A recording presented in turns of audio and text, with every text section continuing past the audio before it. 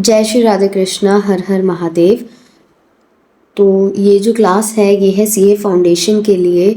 आपने थंबनेल में देख लिया होगा और टाइटल में भी देख लिया होगा कि हमारा आज का लेक्चर है इकोनॉमिक्स की पहली यूनिट, एक्चुअल पहले चैप्टर की पहली यूनिट। तो देखो, हमारी जो सीए फाउंडेशन की इकोनॉमिक्स है उसमें दो इकोनॉमिक्स है, एक है मैक्रो और एक है माइक्रो। ठीक है, तो आज हम अपना पहले चैप्टर की पहली यूनिट कवर करेंगे। राइट, तो स्टार्ट करते हैं। अगर आपके नोट में एक चीज़ मैं बता देती हूँ कि मैं ये जो अटेम्प्ट करवा रही हूँ ये होगा मई ऑनवर्ड्स के लिए। ओके, हम कोशिश करेंगे कि 10-11 दिनों के अंदर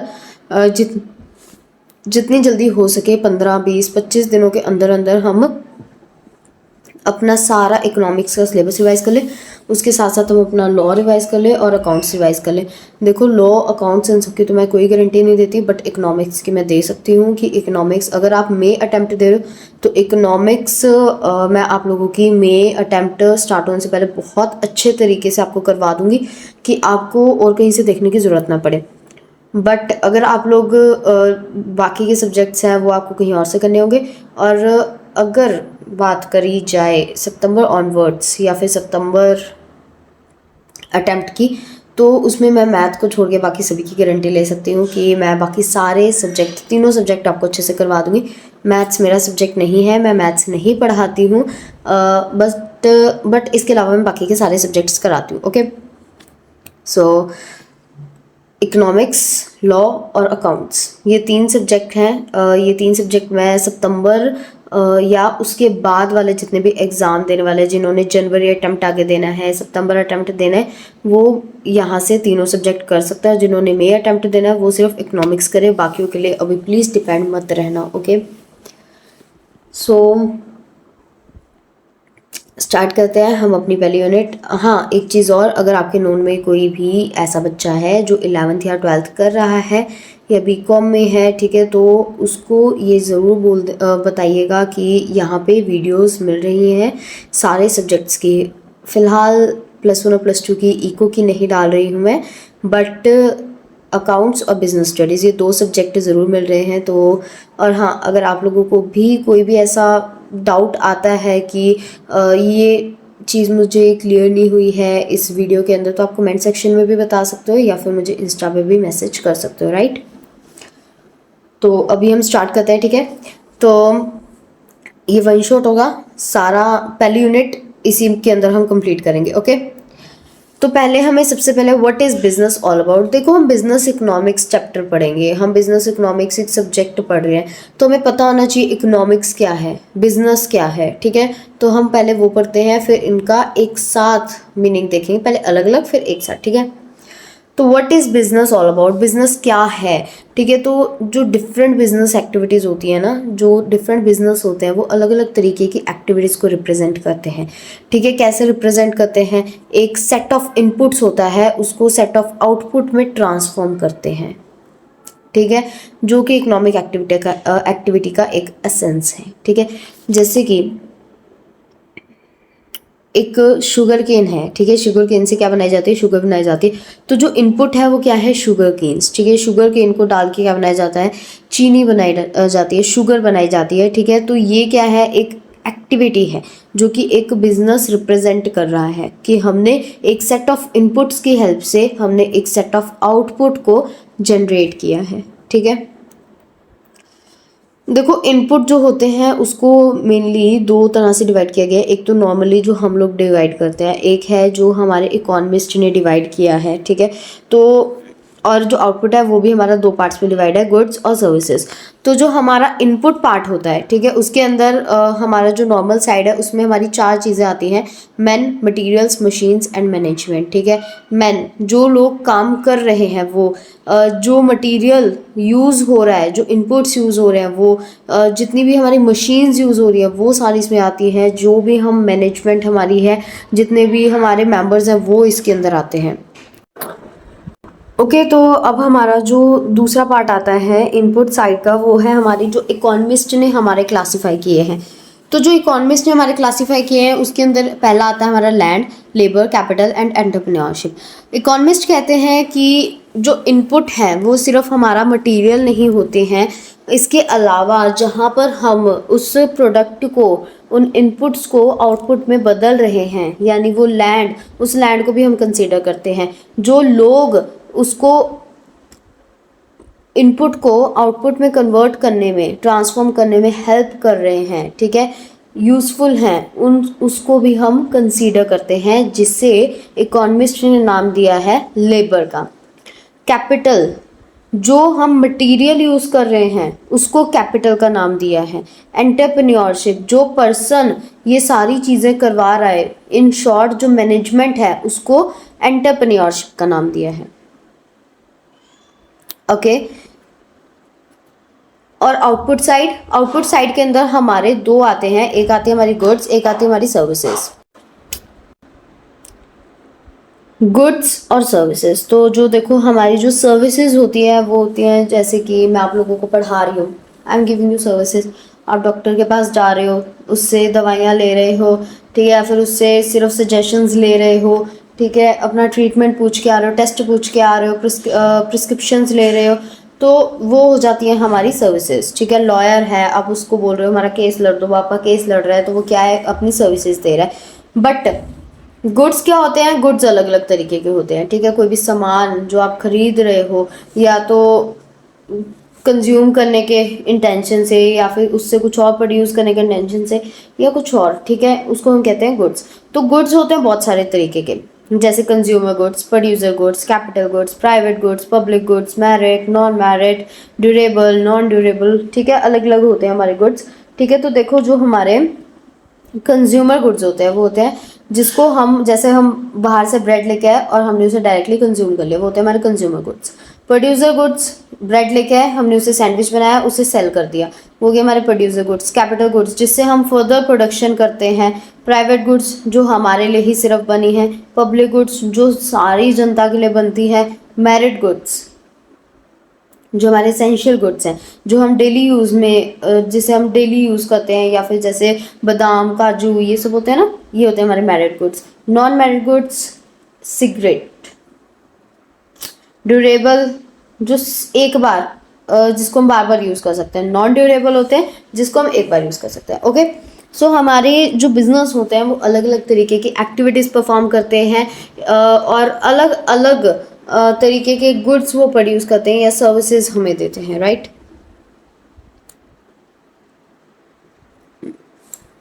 अब पर्पस क्या होता है किसी भी इकोनॉमिक एक्टिविटी का? देखो, कोई भी इकोनॉमिक एक्टिविटी का सेंस होता है इनपुट्स को आउटपुट में ट्रांसफॉर्म करना, और इकोनॉमिक एक्टिविटी का पर्पस होता है, क्या होता है, सरप्लस या प्रॉफिट क्रिएट करना। फिर चाहे वो प्रोडक्शन हो, consumption, distribution, exchange, inventory, accumulation, कोई भी इकोनॉमिक एक्टिविटी हो, हर किसी का पर्पस यही है कि हम प्रॉफिट कमाएं। आप कोई भी बिजनेस चला रहे हो, बिना प्रॉफिट कमाए आप लोग अपने बिजनेस को आगे नहीं बढ़ा सकते, चाहे आप जितनी मर्जी कोशिश कर लो। वन मोर थिंग, अच्छा एक चीज़ बता देती हूँ इस लेक्चर के बारे में, जो हम करेंगे, अभी कर रहे हैं और आगे करेंगे, कि एक तो ये वन शॉट होगा, पूरा डिटेल लेक्चर होगा, सारी चीज़ें डिटेल में बताऊंगी, ठीक है। और जितनी आपकी ICAI की बुक के अंदर वर्डिंग है वही वर्डिंग इसके अंदर डायरेक्ट यूज़ की गई है, कोई वर्डिंग चेंज नहीं हुई है। और जो लाइन्स मैंने अंडरलाइन की हैं रेड से, वो इम्पॉर्टेंट लाइंस हैं, आप वो अपनी बुक में अंडरलाइन कर लो। और जब मैं आप लोगों को पढ़ाती हूँ ना, स्क्रीन की तरफ कम देखा करो और बुक में ज़्यादा देखा करो, क्योंकि लिखने वाली जो चीज़ें हैं वो प्रैक्टिकल जो होते हैं वो मैं बाद में करवाती हूँ, पहले मैं सारी थ्योरी कवर करवा देती हूँ, ठीक है। थ्योरी एक वीडियो में आती है, प्रैक्टिकल एक वीडियो में आते हैं, सो या फिर थ्योरी पहले और बाद में प्रैक्टिकल, ठीक है। तो बेटर है कि आप लोग अपनी बुक खोल के उसके ऊपर ध्यान दो और साथ साथ में जो मैं बोलती जा रही हूँ उसको सुनते जाओ, ठीक है। हाँ, पैराग्राफ ज़रूर मैच कर लेना कि कौन सा पैराग्राफ मैं आपको करवा रही हूँ। कुछ पैराग्राफ मैंने मिस किए हैं बीच में, कुछ में से बस मैंने 1 या 2 ही लाइन उठाई हैं और कुछ मैंने पूरे के पूरे उठा के लिख दिए इसके अंदर, ठीक है। बट मैंने सारी वर्डिंग आईसीएआई की ही यूज़ की है और मैंने ऐसा इसलिए किया क्योंकि दूसरी जो वर्डिंग होती है बहुत सारे बच्चे करते हैं, बट अगर आपके पास आईसीएआई की ही वर्डिंग होगी तो आपको बेटर समझ में आएगा और आप लोगों को बार बार पढ़ने की ज़रूरत भी नहीं पड़ेगी। जो इंपॉर्टेंट पॉइंट्स होंगे वो मैंने बता दिए हैं, तो फिर आप उसी से कवर कर पाओगे सारा, है ना। तो आपका भी टाइम बच जाएगा और अच्छे से आप लोगों को सारा समझ में भी आ जाएगा, राइट। तो आगे हम पढ़ेंगे, अब तक हमने पढ़ लिया था अपना कि बिजनेस क्या होता है, अब हम पढ़ेंगे अपना कि what is economics, about economics क्या होती है। ओके, तो देखो ये जो पैराग्राफ है ये है सबसे ज़्यादा इम्पॉर्टेंट। इसके अंदर हमारा मेनली 10 से 12 क्वेश्चंस इजीली बन जाएंगे। तो पहला टर्म हमारा ये आ जाता है कि इकोनॉमिक्स है क्या चीज़, ठीक है। तो जो टर्म इकोनॉमिक्स है वो आया है ग्रीक वर्ड से, ठीक है। जो वर्ड इकोनॉमिक्स है वो आया है ग्रीक वर्ड से। एक ग्रीक वर्ड है ओइकोनोमिया, उससे हमारा इकोनॉमिक्स वर्ड ओरिजिन हुआ है, जनरेट हुआ है, जिसका मतलब है हाउस होल्ड। इन शॉर्ट अगर हम ये चीज़ कहें इन शॉर्ट अगर हम ये कहें कि जो इकोनॉमिक्स होता है वो एक तरह से हमारा सारा का सारा बिजनेस होता है, ठीक है। या फिर हम ये कह सकते हैं हमारी सारी गृहस्थी होती है। आपकी जो मदर्स होती हैं वो क्या करती हैं कि उनके पास जैसे आपके पेरेंट्स होते हैं, वो पापा होते हैं, वो जॉब करते हैं या बिजनेस करते हैं, जो भी करते हैं, तो उनके पास इनकम आती है, सैलरी आती है ना। तो जो इनकम या सैलरी होती है वो क्या देता है, आपकी मम्मा को देते हैं कि इससे आप अपना खर्चा निकालना, ठीक है। तो खर्चा निकालते हैं वो, उसमें से कुछ पैसे वो बचा लेती हैं, कुछ पैसे खर्च करती है, सारा हिसाब लगाती है ना कि किसको कितने पैसे देने हैं, दूध वाले के इतने हैं, इसके इतने हैं, उसके इतने, ठीक है। तो ये चीज़, ये जो मैनेजमेंट है, इसी को हम क्या कहते हैं, इकोनॉमिक्स कहते हैं। ओके, तो जो वर्ड इकोनॉमिक्स है वो एक ग्रीक वर्ड से आया है, ओइकोनोमिया से, जिसका मतलब है house hold. Okay, 19th century में, ये हमारी कौन सी सेंचुरी चल रही है, 21st सेंचुरी, यानी कि 2 साल पहले जो हमारी सेंचुरी थी, 19th सेंचुरी जो हमारी थी, उसमें इकोनॉमिक्स को पॉलिटिकल इकोनॉमी भी बोला जाता था, ठीक है। क्या बोला जाता था, political economy. Okay, Adam Smith उस टाइम का एक मॉडर्न इकोनॉमिस्ट था, जिसे हम मॉडर्न इकोनॉमिस्ट कहते हैं, एडम स्मिथ को। उसने 1776 के अंदर एक बुक लिखी थी इकोनॉमिक्स के ऊपर। कौन सी बुक थी, an inquiry into the nature and causes of the wealth of nations, an inquiry into the nature and causes of the wealth of nations, ठीक है। ये उसने लिखी थी 1776 में और उसको अब एब्रीवेट कर दिया गया है द वेल्थ ऑफ नेशन के नाम से। एब्रीवेटेड का मतलब क्या होता है कि जैसे हम यूज़ करते हैं ना शॉर्ट फॉर्म जो होती है उसको हम बोलते हैं एब्रीवेशन, ठीक है। तो ये क्या हो गई है, हमारी एब्रीवेटेड हो गई है हमारी बुक, कौन सी, an inquiry into the nature and causes of the wealth of nations. Okay, fundamental facts, हमारी जो इकोनॉमिक्स है उसके अंदर कुछ ऐसे फैक्ट्स हैं जो हर जगह पर अप्लाई होते हैं, ऑल ओवर इंडिया में, ऑल ओवर इकोनॉमी में। वो फंडामेंटल्स हमारे 2 हैं। पहला आता है हमारा human beings have unlimited wants, कि जो ह्यूमन बींग्स होते हैं उसके अनलिमिटेड वांट्स होती है। आप लोगों के अनलिमिटेड वांट्स होंगी। पहले आप सोचोगे कि काश मेरे पास साइकिल हो, साइकिल आ जाएगा, सोचोगे एक्टिवा हो, एक्टिवा आएगी बाइक, सोचोगे बाइक आ जाएगी बुलेट चाहिए, बुलेट आ जाएगी कार चाहिए, कार आ जाएगी ट्रक चाहिए, ट्रक आ जाएगा कुछ और चाहिए। तो नीड्स वांट्स ये जो होती है ना, ये कभी ख़त्म नहीं होती है एक इंसान की, ये ऑलवेज कंटिन्यू रहती है। ये मिल गया तो वो चाहिए, वो मिल गया तो कुछ और चाहिए, कुछ और मिल गया तो कुछ और भी चाहिए, ठीक है। तो ये हमारा एक पहला फंडामेंटल फैक्ट आ जाता है। दूसरा हमारा आता है the means to satisfy these unlimited wants are relatively scarce form the subject matter of economics, कि जो हमारे अनलिमिटेड वांट्स हैं उनको सेटिस्फाई करने के लिए जितने भी रिसोर्सेज हैं वो स्कार्स हैं। स्कार्स मतलब कम हैं, ठीक है। जितने हमें चाहिए हैं अपने रिसोर्सेज ताकि हम अपने अनलिमिटेड वांट्स को सेटिस्फाई कर सकें उससे बहुत ज़्यादा कम है, और ये हमारा दूसरा फंडामेंटल फैक्ट है। आगे चलते हैं। Economics is the study of the processes by which the relatively scarce resources are allocated to satisfy the competing unlimited wants of human beings in a society.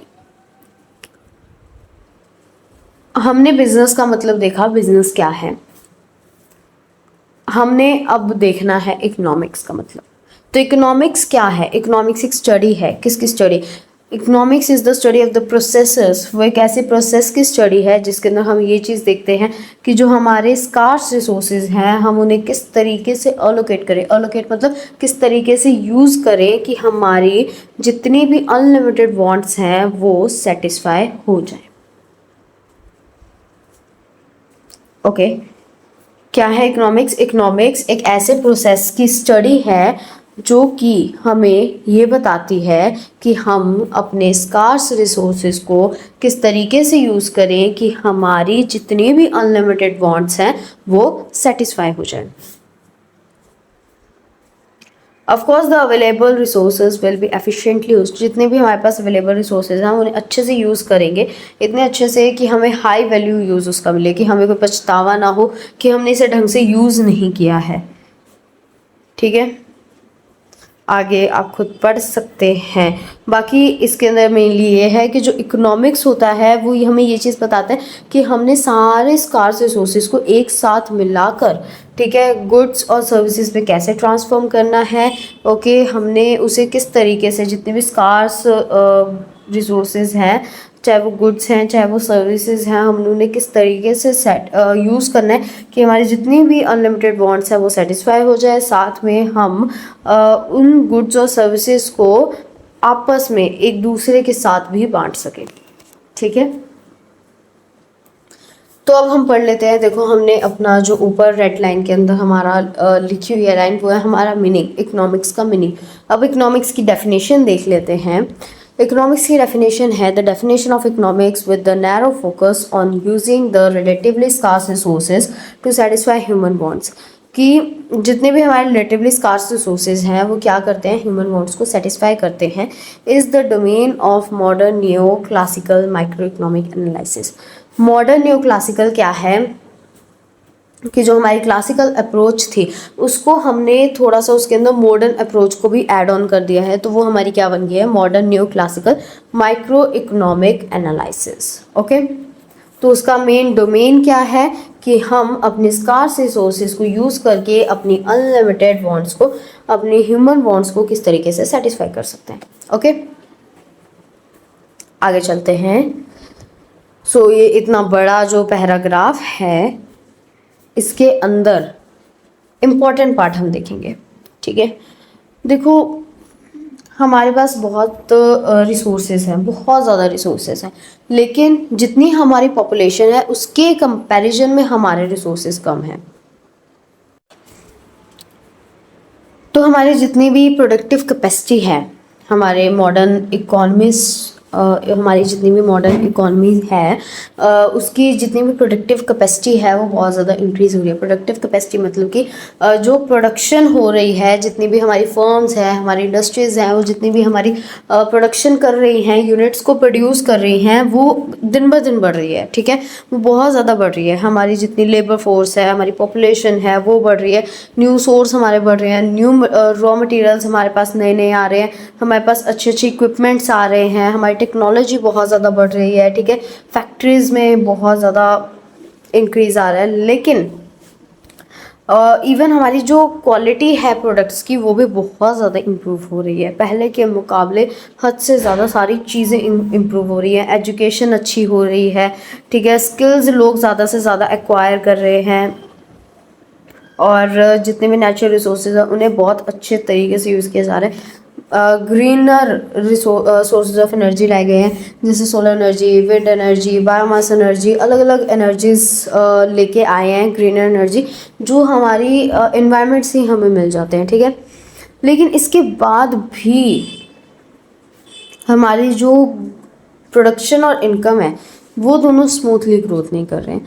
यानी कि हम प्रोड्यूस तो बहुत कर रहे हैं, लेकिन जितनी ज़्यादा पॉपुलेशन है, जितनी ज़्यादा हमारी प्रोडक्शन हो रही है, उस हिसाब से लोगों के पास इनकम नहीं है। लोगों के पास इनकम कम है, जॉब है, बहुत लोगों के पास है जॉब, लेकिन उसके अंदर पैसा नहीं मिल रहा। लोगों को पैसा नहीं मिल रहा है, इनकम नहीं मिल रही है, ठीक है। तो हमारी जो प्रोडक्शन और इनकम है वो दोनों स्मूथली नहीं जा रहे हैं।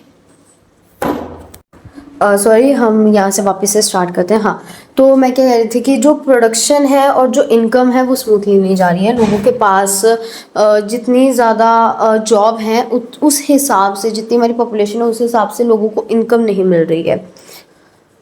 मेनली हम ये कह सकते हैं कि जो आउटपुट निकल रहा है, ठीक है, वो एक्चुअल में सिर्फ ग्रो होने में फेल नहीं हुआ है। हमारा जो टोटल आउटपुट है वो सिर्फ ग्रो होने में फेल नहीं हुआ है, बल्कि वो बहुत ज़्यादा डिक्लाइन भी हो गया है। डिक्लाइन हमारे दो टाइम पे हुआ है। ग्लोबल फाइनेंशियल क्राइसिस हुए थे हमारे 2007 में, कि पूरी हमारे इंडिया के अंदर फाइनेंस को लेके बहुत ज़्यादा प्रॉब्लम आ गई थी, फाइनेंशियल क्राइसिस आ गए थे। और कोरोना पेंडेमिक आया था 2019 में, जिसके कारण लोगों की बहुत सारी जॉब गई, लोगों के बिजनेस बंद हो गए, लोगों को इनकम नहीं आ रही थी, महंगाई बहुत ज़्यादा बढ़ गई। ओके, सो ये जो रीजंस थे,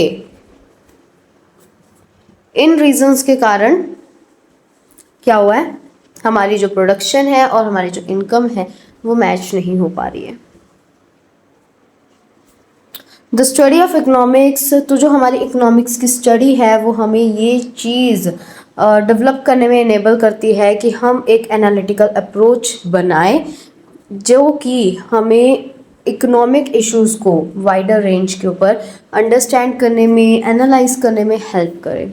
इन शॉर्ट हम ये कह सकते हैं कि जो इकोनॉमिक्स है वो हमारी इस चीज़ में हेल्प करता है कि हम एक एनालिटिकल अप्रोच को डेवलप करें, हम पूरी की पूरी कंट्री को, पूरे इंडिया को अच्छे से एनालाइज करें और उसके इश्यूज़ को अच्छे से वाइड रेंज के ऊपर, वाइड रेंज का मतलब पूरे के पूरे इंडिया के जितने भी इकोनॉमिक इश्यूज़ हैं उनको अंडरस्टैंड करें, उनको एनालाइज करें, उनको समझें कि एक्चुअल में ये चीज़ें हैं क्या। ओके, आगे चलते हैं। डिसीजन मेकिंग, देखो अभी स्टार्टिंग में आप लोगों का जो पार्ट आ रहा है वो आ रहा है एक बेसिक पार्ट, ठीक है। जो मेन पार्ट है वो आपका आगे आएगा। ओके, ये समझना बहुत ज़्यादा ज़रूरी है। आई न्यू इट कि ये बहुत सारे चैनल्स जहाँ से भी आप पढ़ते हो या मे बी आप अपने इंस्टीट्यूट में पढ़ते हो तो शायद वो भी नहीं पढ़ाते होंगे, बट इट्स इम्पॉर्टेंट। यहाँ से क्वेश्चन बन के आ सकता है कि फाइनेंशियल क्राइसिस कब आए थे, ग्लोबल फाइनेंशियल क्राइसिस, क्या लिखोगे? 2007, 2008, 2010, 2012, क्या लिखोगे? कई तो लिख देंगे 2019 में आए थे कोरोना के साथ। तो ये चीज़ें याद रखने वाली हैं, यहाँ से क्वेश्चन आ सकते हैं, ठीक है। तो ग्लोबल फाइनेंशियल क्राइसिस 2007 में आए थे, 2019 में नहीं आए थे। कोरोना में भी आए थे, बट कोरोना और ग्लोबल फाइनेंशियल क्राइसिस दोनों अलग अलग हैं, उन दोनों को अलग ही रखो। ओके, अब हमारे पास आ जाता है हमारा सबसे इम्पोर्टेंट टॉपिक। बहुत इम्पोर्टेंट टॉपिक है जो हमारी सिर्फ यहाँ पे एजुकेशन में काम नहीं आ रहा है, जो हमारी डेली लाइफ के लिए बहुत इम्पोर्टेंट है, बहुत ज़्यादा इम्पोर्टेंट। डिसीजन मेकिंग, एक सही डिसीज़न लेना बहुत ज़्यादा ज़रूरी है, बहुत ही ज़्यादा। फॉर एग्ज़ाम्पल, चलो देखो डिसीजन मेकिंग का मीनिंग बाद में देखेंगे, कुछ एक एग्जाम्पल से बताती हूँ तुम्हें कि क्यों डिसीजन मेकिंग इम्पॉर्टेंट है। Just like you can think about it कि मेरा चैनल जो ब्रेन बॉक्स लर्निंग है, जहाँ से अभी आप ये वीडियो देख रहे हो, ठीक है, वहाँ से मान लो कि मैं साल भर कि मैंने महीना 2 महीने बाद वीडियो डाली कि मैं मे अटेम्प्ट के लिए डाल रही हूँ, ठीक है। और जैसे अभी देखो आप लोगों को प्रॉब्लम हो रही है, ठीक है। अगर मैंने ये वीडियो जनवरी से डालनी स्टार्ट की होती, ठीक है, तो फिर आपका जो मे अटेम्प्ट है उनके लिए तीनों सब्जेक्ट प्रिपेयर करवा देती मैं, ठीक है, साथ। लेकिन अब मैं मार्च से स्टार्ट करूँ, वो भी मार्च के एंड से, तो अब सिर्फ मैं इकोनॉमिक्स से प्रिपेयर करवा सकती हूँ। तो ये चीज़ आ जाता है डिसीजन मेकिंग के ऊपर। अगर मैंने 1 महीने पहले से स्टार्ट किया होता तो मे भी आप लोगों के 2 सब्जेक्ट तो मैं कवर करवा देती, लेकिन अब स्टार्ट कर रही हूँ तो इट्स नॉट पॉसिबल कि मैं आपको 2 या 3 सब्जेक्ट कंप्लीट करवा दूँ, ठीक है। तो ये चीज़ है टोटली जो कि डिसीजन मेकिंग के ऊपर डिपेंड करती है कि अगर आप सही डिसीजन ले रहे हो, it will totally going to affect your life. आप लोग सीए में भी आए हो, डिसीजन लिया है, सही लिया है या गलत लिया है, ये आपके ऊपर डिपेंड करता है, आपकी कैपेसिटी के ऊपर डिपेंड करता है कि आप कितना पढ़ सकते हो, कितना समझ सकते हो। हर पर्सन, एक चीज़ और है कि हर बच्चा खुद को कंपेयर करता है इन चीज़ों को लेके कि ये पर्सन इतने घंटे पढ़ता है, मैं इतने घंटे पढ़ता हूँ, फिर भी मेरे नंबर कम और उसके नंबर ज़्यादा आते हैं जो कम पढ़ता है। रीज़न ये है कि वो जितनी देर पढ़ता है कंसंट्रेशन से, अच्छे से, आराम से बैठ के पढ़ता है, और आप लोग पढ़ते हो कि मैंने कितनी देर पढ़ाई की है। वो पढ़ता है मैंने कितना पढ़ा है, आप पढ़ते हो कितनी देर पढ़ा है। तो कितना पढ़ा है इस पे फोकस करना है, कितनी देर पढ़ा है इस पे नहीं करना है। 2 घंटे भी पढ़ रहे हो, शांति से बैठ के, ढंग से बैठ के पढ़ लो, काफ़ी है। So decision making is must, right. पढ़ते हैं आगे, चलो डिसीजन मेकिंग के बारे में। डिसीजन मेकिंग क्या है? हम डिसीजन मेकिंग कर तो रहे हैं, लेकिन है क्या ये एक्चुअल में? क्या है इसका एक मीनिंग?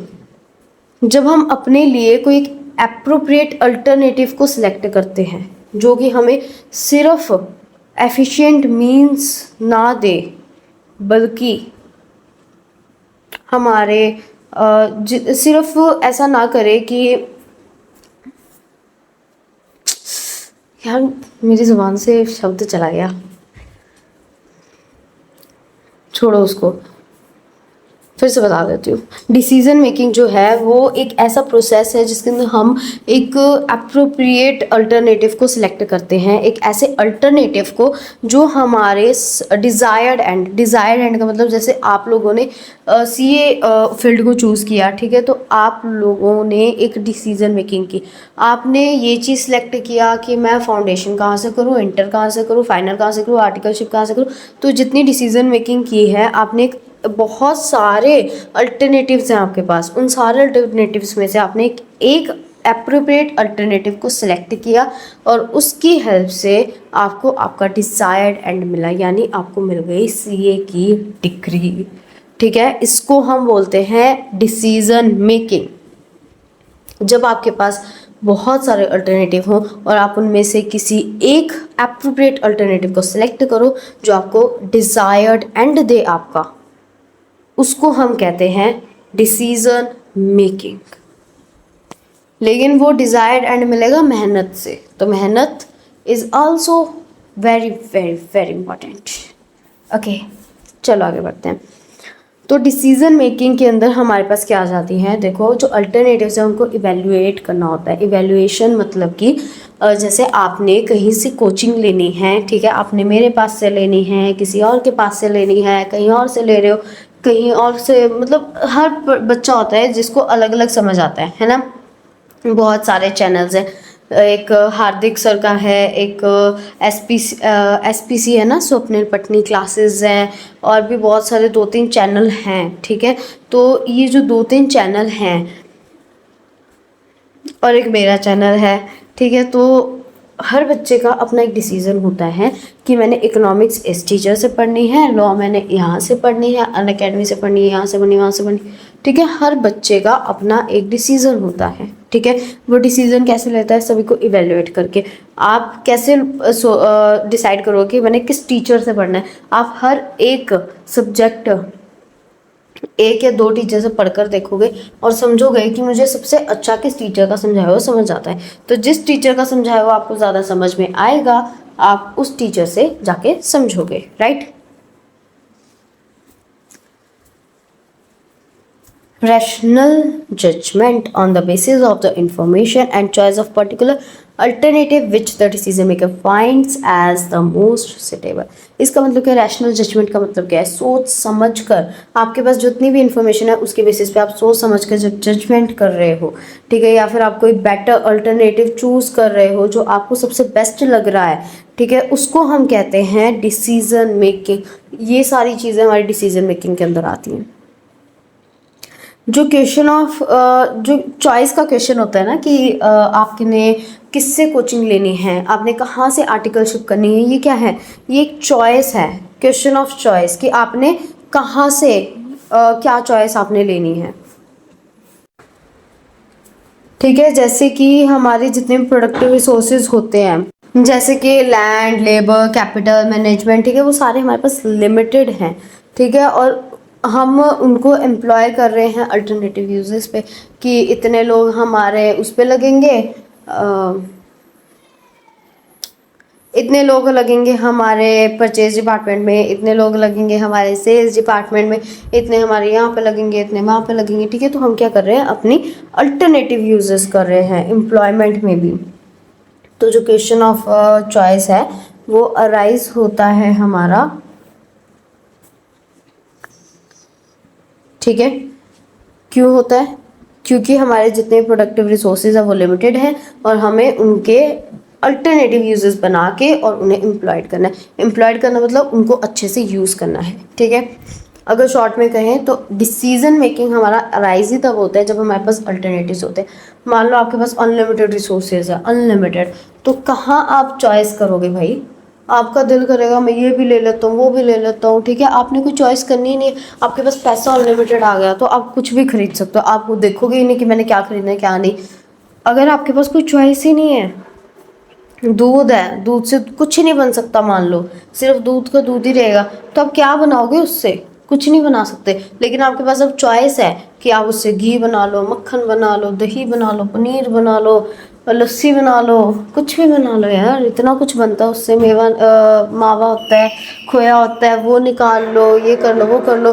ठीक है, तो वो चीज़ें जो होती है ना, ये डिसीजन मेकिंग होती है, ये सिर्फ तभी अराइज होती है। सो सॉरी, तो यहाँ से वापस देखते हैं कि जो डिसीजन मेकिंग की डिसीजन मेकिंग है वो सिर्फ तभी आता है जब आपके पास चॉइस अवेलेबल होती है। जैसे मैंने आपको दूध का एग्जांपल दिया था। ओके, तो इन शॉर्ट देखो, अगर हम ये चीज़ देखें तो फिर डिसीजन मेकिंग कोई सिंपल या स्ट्रेट फॉरवर्ड तो है नहीं। हमें सारी चीज़ें इवेलुएट करनी पड़ेगी, सारी इन्फॉर्मेशन इकट्ठी करनी पड़ेगी, उसके बाद हम उसके ऊपर जजमेंट करेंगे, फिर हमें जो बेस्ट लगेगा हम उसको सिलेक्ट करेंगे।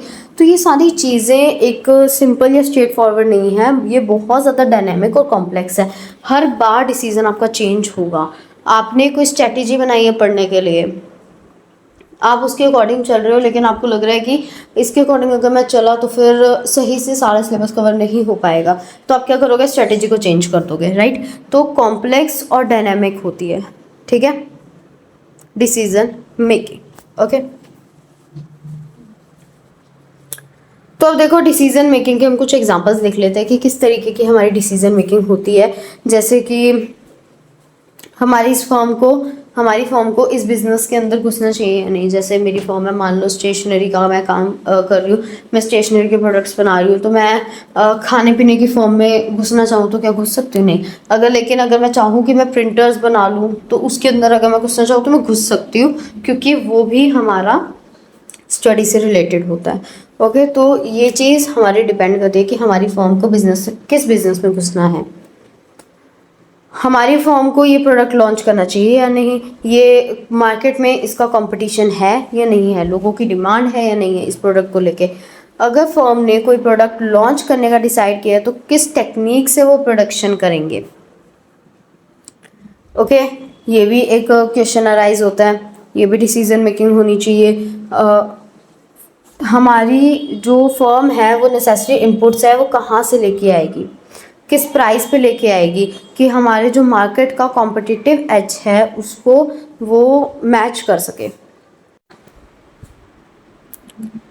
हमारी जो फर्म है वो जो कंपोनेंट्स हैं, यानी जो प्रोडक्ट्स के जो रॉ मटेरियल्स होते हैं, जो पार्ट्स होते हैं जैसे साइकिल वगैरह के, वो कहीं से लेके आएगी या फिर खुद बनाएगी, कितना ज़्यादा हमें आउटपुट निकालना है, किस प्राइस पे हमें सेल करना है, हमारी कितनी कॉस्ट आनी चाहिए, हमने अपने प्रोडक्ट को मार्केट में कहाँ पर प्लेस करना है, किस मार्केट पे प्लेस करना है, किस कस्टमर पे हमने फोकस करना है, कस्टमर का एक्सपीरियंस कैसे इम्प्रूव करना है, किस मार्केटिंग स्ट्रेटजी को हमने यूज़ करना है, मार्केटिंग बजट क्या होना चाहिए हमारा, हमने रिस्क को कितना इन्वॉल्व करना है, कितनी अनसर्टेनिटीज़ को इन्वॉल्व करना है, हम किस तरीके से प्रॉफिट कमाएंगे, सारे हमारे डिसीजन मेकिंग है जिसके ऊपर हमें डिस्कस करना पड़ता है, उसके बाद ही हम कुछ कर सकते हैं। ठीक है, ओके। सो अब हम अपनी आगे देखते हैं क्या है। तो नेक्स्ट है हमारे पास, the problem gets aggravated because most of the time decisions are to be taken under conditions or of imperfect knowledge or uncertainty। sometimes क्या होता है कि जैसे आप लोगों ने सीए का कोर्स चूज़ किया है या कई बच्चों ने नहीं किया है, कई बच्चों को क्या बोला जाता है कि सीए नहीं हो पाएगी तुमसे, सीए के अंदर इतने अटैम्प्ट लग जाते हैं, ऐसा होता है वैसा होता है, इतना खर्चा आता है, वो होता है ये होता है, मतलब कितनी बातें बोली जाती हैं। या तो आप लोगों को अच्छे से नॉलेज नहीं होती इसलिए आप डिसीज़न सही नहीं लेते हो, इसलिए प्रॉब्लम्स क्रिएट होती हैं, या फिर कोई मजबूरी होती है लोगों की। ठीक है, अनसर्टेनिटीज़ होती हैं लोगों की, कई बार मजबूरी होती है, कहीं से फोर्स आ रहा होता है हमें, तो उसके कारण भी क्या होता है, डिसीजंस हमें गलत लेने पड़ते हैं। राइट, लेने पड़ते हैं, यही कह लो कि हमने जो लिए होते हैं वो गलत डिसीजन होते हैं। इसके बाद है कि देखो, अब हमने बिजनेस पढ़ लिया, इकोनॉमिक्स पढ़ लिया, डिसीजन मेकिंग हमने पढ़ लिया, अब बिजनेस इकोनॉमिक्स क्या होता है। ठीक है, बिजनेस इकोनॉमिक्स एक साथ अगर हम इस टर्म को यूज करें तो एक्चुअल में बिजनेस इकोनॉमिक्स है क्या। बिजनेस इकोनॉमिक्स एक मैनेजरियल इकोनॉमिक्स है, generally refers to the integration of economic theory with business practices। कि इकोनॉमिक थ्योरी जो होती है हमारी, ये थ्योरी है जो हम पढ़ रहे हैं, उसको जब वो बिजनेस प्रैक्टिस यानी कि जब उसको वो प्रैक्टिकली अप्लाई करते हैं, उस उन दोनों के इंटीग्रेशन यानी उन दोनों को मिला के क्या बोलते हैं, उसको बिजनेस इकोनॉमिक्स बोलते हैं। यानी कि जब हम इकोनॉमिक थ्योरी को प्रैक्टिकली अप्लाई करते हैं तो इन दोनों चीज़ों के कॉम्बिनेशन को हम बिजनेस इकोनॉमिक्स बोलते हैं। ओके, जो थ्योरीज होती हैं इकोनॉमिक्स की, जो थ्योरीज होती हैं वो हमें टूल प्रोवाइड करती हैं, ऐसा टूल जो कि हमें सारे कॉन्सेप्ट अच्छे से क्लियरली समझा देता है। लेकिन जो बिजनेस इकोनॉमिक्स है वो उन टूल्स को बिजनेस डिसीजन मेकिंग में अप्लाई करती है कि आपने इन टूल्स को यूज़ करके किस तरीके से डिसीजन लेना है। डिमांड है, डिमांड को किस तरीके से आपने यूज़ करना है कि आप बेटर डिसीजन ले सको, कि आपने किस तरीके से लोगों की डिमांड क्रिएट करनी है, लोगों की डिमांड कम करनी है, बढ़ानी है, कब किस वक्त आप लोगों की डिमांड क्रिएट होनी चाहिए, कैसे लोगों की डिमांड क्रिएट करवानी है हमने, ये कौन बताता है, बिजनेस इकोनॉमिक्स। देखो, business economics comprises of that part of economic knowledge, logic, theories and analytical tools that are used for rational business decision making. Business economics हमारी इकोनॉमिक नॉलेज, लॉजिक, थ्योरीज या एनालिटिकल टूल्स का एक ऐसा part है जिसको हम अपनी business की सारे के सारे रैशनल डिसीजंस लेने में यूज़ कर सकते हैं। इसको अप्लाइड इकोनॉमिक्स भी बोलते हैं क्योंकि ये जो बिजनेस जो थ्योरी और जो प्रैक्टिकल है इन दोनों के बीच जो गैप पड़ जाता है ना, उसको फिल करती है अप्लाइड इकोनॉमिक्स। इसीलिए बिजनेस इकोनॉमिक्स को अप्लाइड इकोनॉमिक्स और मैनेजरियल इकोनॉमिक्स बोलते हैं। ओके, तो अब देखो बिजनेस इकोनॉमिक्स, हमने अभी बिजनेस इकोनॉमिक्स की देखी थी छवि। अब हमारा मेन चैप्टर स्टार्ट होता है, ऐसा चैप्टर जो बहुत ज़्यादा इम्पॉर्टेंट हमारे लिए। हमारा सारा का सारा बिजनेस इकोनॉमिक्स जो हमने पढ़ना है वो यहीं से तो स्टार्ट होता है। आप बिजनेस इकोनॉमिक्स पढ़ोगे, उसका पेपर दे के आओगे, आपको इसका मतलब ही नहीं पता होता क्या है ये, तो क्या मेरा सर खाक दे के आओगे पेपर? तो पहले पता तो करो बिजनेस इकोनॉमिक्स होता क्या है। बिजनेस इकोनॉमिक्स में be defined as the use of economic analysis to make business decisions involving the best use of an organization's scarce resources. It is also known as managerial economics. तो business economics क्या है? Business economics हमारी एक economic हमारी business economics को हम ऐसे define कर सकते हैं कि जब हम अपने इकोनॉमिक एनालिसिस को यूज़ करते हैं बिजनेस डिसीजन लेने के लिए, ताकि हम अपने सारे स्कार्स रिसोर्सेज को अच्छे तरीके से यूज़ कर सकें, उसको हम बोलते हैं बिजनेस इकोनॉमिक्स। ठीक है, सारे स्कार्स रिसोर्सेज को बेटर तरीके से यूज़ करने के लिए जब हम किसी भी इकोनॉमिक एनालिसिस को यूज़ करते हैं बिजनेस डिसीजन लेने के लिए, ताकि हम अपने सारे स्कार्स रिसोर्सेज को अच्छे से यूज़ कर सकें, उसको हम क्या बोलते हैं, बिजनेस इकोनॉमिक्स। ओके, अब आगे जोल डीन ने एक डेफिनेशन दी है बिजनेस इकोनॉमिक्स की, आप वो खुद से पढ़ोगे। चलो मैं पढ़ देती हूँ। जोल डीन ने बिजनेस इकोनॉमिक्स को डिफाइन किया है कि बिजनेस इकोनॉमिक्स के अंदर जो इकोनॉमिक एनालिसिस है उसको हम बिजनेस की पॉलिसीज़ फॉर्मुलेट करने में यूज़ करते हैं, कि हम सारी की सारी इकोनॉमी को एनालाइज करते हैं अच्छे से, और फिर उस एनालिसिस के बेसिस पे हम अपने बिजनेस के लिए पॉलिसीज़ क्रिएट करते हैं, पॉलिसीज़ बनाते हैं, और इसी कारण से इसको अप्लाइड इकोनॉमिक्स भी बोला जाता है। ठीक है, चलो आगे चलते हैं। आगे आते हैं हमारे पास सब्जेक्ट मैटर ऑफ इकोनॉमिक्स। दो तरह के हमारे सब्जेक्ट मैटर इकोनॉमिक्स के, एक माइक्रो है, एक मैक्रो है। माइक्रो होता है जो हमने एक लिमिटेड, एक सिंगल इंडिविजुअल यूनिट के लिए हम जब इकोनॉमिक्स की स्टडी करते हैं, और मैक्रो होता है जब हम होल इकोनॉमी की स्टडी करते हैं। सो माइक्रो इकोनॉमिक्स क्या है? Microeconomics examines how the individual units make decisions as to how to efficiently allocate their scarce resources. Microeconomics से बताता है कि इंडिविजुअल यूनिट्स जो हैं वो किस तरीके से अपना डिसीजन लें कि वो अपने सारे स्कार्स रिसोर्सेज को एफिशिएंटली अलोकेट कर सकें।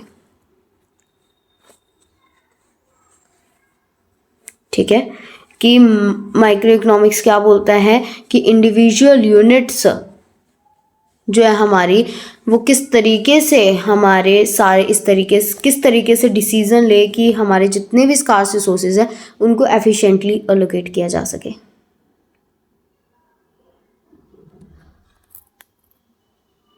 ओके, फिर ये हमारे यूनिट्स का एक ग्रुप भी हो सकता है, कंबाइंड यूनिट्स भी हो सकती है, सिंगल यूनिट भी हो सकती है।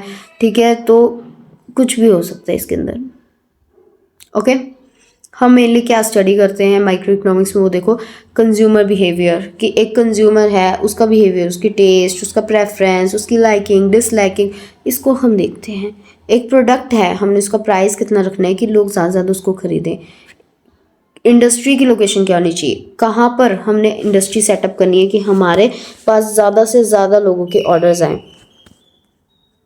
बिहेवियर ऑफ फर्म्स आ जाता है कि जो फर्म्स का बिहेवियर है, जैसे कि फर्म क्या चीज़ प्रोड्यूस करना चाहता है, वो किस तरीके से अपने कस्टमर्स को ट्रीट कर रहा है, उन्हें क्या इंसेंटिव्स दे रहे हैं अपने एम्प्लॉयज़ को। ठीक है, तो ये सारे फर्म्स के बिहेवियर, या फिर हमारे जो फैक्टर प्राइसिंग होते हैं, जो हमारे वो फैक्टर्स जो हमारे प्राइस को अफेक्ट करते हैं, वो फैक्टर्स की जब हम डिटेलिंग पढ़ते हैं, ठीक है, वो भी हमारी माइक्रो इकोनॉमिक्स में आती हैं। The economic condition of a section of people, एक सेक्शन ऑफ पीपल यानी कि मिडिल क्लास, लो क्लास या फिर रिच क्लास पीपल जो होते हैं, उनकी इकोनॉमिक कंडीशन क्या है, ये भी हमारा किस में आ जाता है, माइक्रो इकोनॉमिक्स में आ जाता है। इसके बाद आते हैं हमारे पास मैक्रो इकोनॉमिक्स। देखो, macro economics is also a very important topic. तो मैक्रो इकोनॉमिक्स क्या होती है, जब हम ओवरऑल हमारी इकोनॉमिक फिनोमिना या फिर हमारी पूरी की पूरी इकोनॉमी की हम जब स्टडी करते हैं, ठीक है, उसको हम कहते हैं मैक्रो इकोनॉमिक्स। ठीक है, मैक्रो इकोनॉमिक्स के अंदर क्या होता है कि हम जो लार्ज इकोनॉमिक एग्रीगेट्स होते हैं, जैसे कि हमने जो टोटल एम्प्लॉयमेंट है, टोटल आउटपुट है, total consumption, saving, investment, export, import, foreign investment, ये जितनी भी हैं चीज़ें, ये हमारी कहाँ आती हैं, पूरी की पूरी इकोनॉमी की हम जब एक साथ काउंट करते हैं, एक साथ एनालाइज करते हैं, स्टडी करते हैं, उसको हम क्या कहते हैं, macro economics. It analyzes the overall economic environment in which the firms, governments and households operate and make decisions. ठीक है, ये पूरी की पूरी हमारी एक ये हमारा पूरा एक ऐसा इकोनॉमिक एनवायरनमेंट है जिसके अंदर जितने भी फर्म्स, गवर्नमेंट या हाउस होल्ड होते हैं वो इस इकोनॉमी को ऑपरेट करते हैं और सारे के सारे डिसीजंस लेते हैं. It should be kept in mind. हमें ये चीज़ ध्यान में रखनी चाहिए कि जो इकोनॉमिक एनवायरनमेंट है वो हमारा represents the overall effect of the innumerable decisions made by the millions of different consumers and producers.